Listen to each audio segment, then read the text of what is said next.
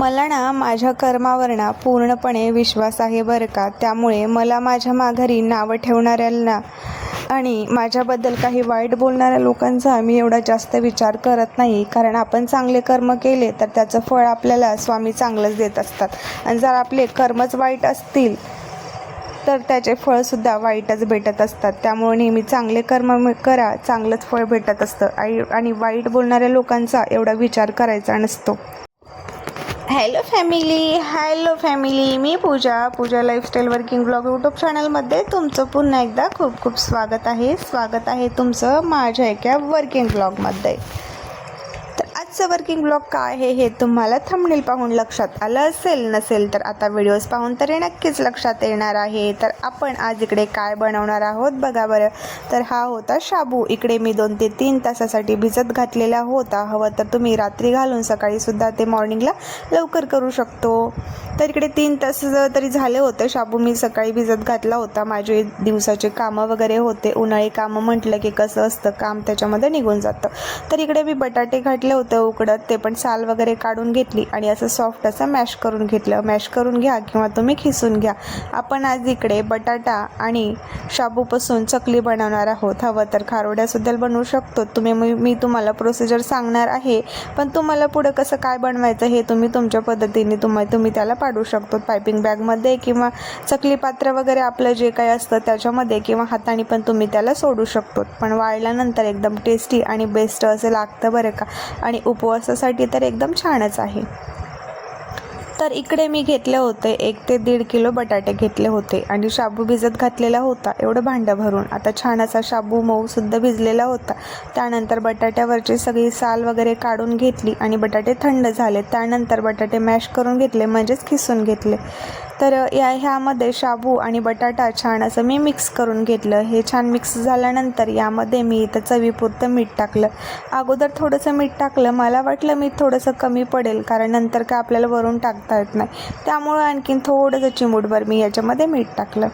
आता इथे मी टाकत आहे चिली फ्लेक्स नसेल तर तुम्ही याच्यामध्ये लाल तिखट टाकू शकतो, किंवा तुमच्याकडे लाल मिरच्या असेल तर तुम्ही मिक्सरमध्ये थोडंसं मोठाड असं वाटून ते सुद्धा टाकू शकतो. तर माझ्याकडे चिली फ्लेक्स आहे ना, त्यामुळे मी ते नेहमी यूज करत असते. तर बघा इथे छान असं चिली फ्लेक्स आणि चवीपुरतं मीठ असं झाल्यानंतर जसं आपण पिठाचा गोळा मळून घेतो ना, तशा पद्धतीने आपल्याला हे पूर्णपणे मळून घ्यायचं आहे, ज्याने की आपण टाकलेलं चिली फ्लेक्स आणि हे मीठ एकदम छान असं एकत्रित मिक्स झालं पाहिजे, जेणेकरून हे टेस्ट सगळी समप्रमाणामध्ये आपल्याला छान असे लागेल. तर बघा इकडे कशा पद्धतीने मी हे मिक्स करून घेत आहे. जसं पीठ मळतो ना, अगदी तसंच बरं का. म्हणजे शाबू आणि बटाटा आहे ना, ते पण छान असा मिक्स होईल. तर बटाटे आता खिसून का घ्यायचं किंवा मॅश करून असं तुम्ही म्हणेल, पण काय होतं, बटाटे साल काढून जर हाताने पण सॉफ्ट केलात ना, तर थोडंसं मध्ये कुठेतरी राहतच असतं आणि मग छान असं पडत नाही त्याच्या चकली वगैरे, किंवा मग मध्येच असं गड्डे वगैरे निबरपणा जाणवतो. त्यामुळे मी तुम्हाला मॅश करायची किंवा खिसून घ्यायची पद्धत सांगितली आहे. आता तुम्हाला जे योग्य वाटते ते तुम्ही करा. तर अशा पद्धतीने छान असं माझं इकडे मळून झालं. थोडासा मी इकडे तेलाचा हात लावलेला आहे. आता चला आपण 10-15 मिनटं झालं, आता वरती जाऊन आपण आपली प्रोसिजर चालू करूयात. तर राज पण वरती येतोय, त्यासाठी थोड्या खाण्याच्या गोष्टीसुद्धा घेतल्या. चाललं गच्ची वर. आता ऊन थोडंसं कमी झालं, बाकीचं पण वाळवण वगैरे घातलेलं होतं वरती. पक्षी खूप येतात तिकडं, दरवाजा काढता येत नाही. पक्षी खूप येतात तिकडे. इव्हनिंग झाली आहे, गुड इव्हनिंग झालेली आहे सध्या. आणि इकडं ज्वारी, गहू वगैरे सगळं काही वाळू घातले आम्ही आज. इकडे बघा वाळवण. चला तर मग इकडे प्लेन कॅरी बॅग अंथरून घेते. आणि हे ना मी प्रत्येक उन्हाळ्यामध्ये यूज करत असते. जे काही कधी वाळवण वगैरे करायचे असतील तर याला स्वच्छ धुवून कडी मारून मी ठेवून देत असते. तर तेच उपयोगी असं येत असतं नेहमी माझ्या. तर याच्यावरती साईडने काहीतरी ओझं ठेवायचं होतं, त्या आणण्यामध्ये राजूकडे मला हेल्प करत होतं. कारण ऊनच आहे खूप. तर बघा, तर मग लक्ष देऊन तुम्ही माझे ब्लॉग पाहत असेल, व्हिडिओज पाहत असेल, तर तुम्हाला लक्षात येईल इकडे मी काय करत होती, काय पकडत होती सांगा बरं मी वरती. ऊन तर कमी झालं होतं, पण उन्हाच्या वाफा वगैरे इतकं गरम होतं ना, आणि सगळी गच्ची पण खूप गरम होती बरं का. तर ते मला दिसलं तिथे एक फोटो काढायचा होता, त्यामुळे ते मी पोज देत होती. तर सांगा बरं मी काय करत होती. चला मग आता जास्त वेळ न घालवता म्हटलं, अगोदरच ऊन सगळं काही गेलेलं आहे, दिवसभरामध्ये घरातली कामं आणि वाळवण यामध्येच गेलं, आणि नंतर मग हे काम मी मध्येच काढलं. तर आता चालू करूयात आणि हे करून घेऊयात कम्प्लिटली आता.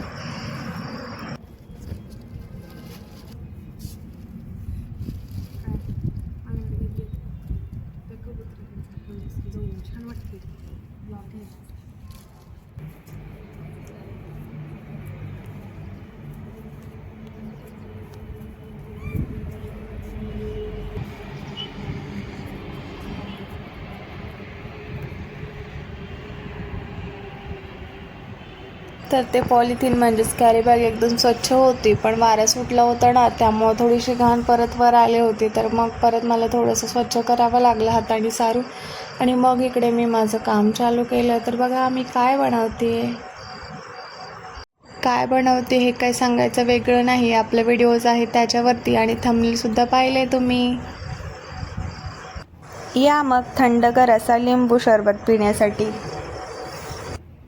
उन्हाळ्यामध्ये उन्हाळी कामं तर असतातच, तर खूप सारी उन्हाळी कामं आपण केलेली आहेत, आणि सर्वच ब्लॉग आपल्या यूट्यूब चॅनलवरती आलेलेच आहेत बरे का.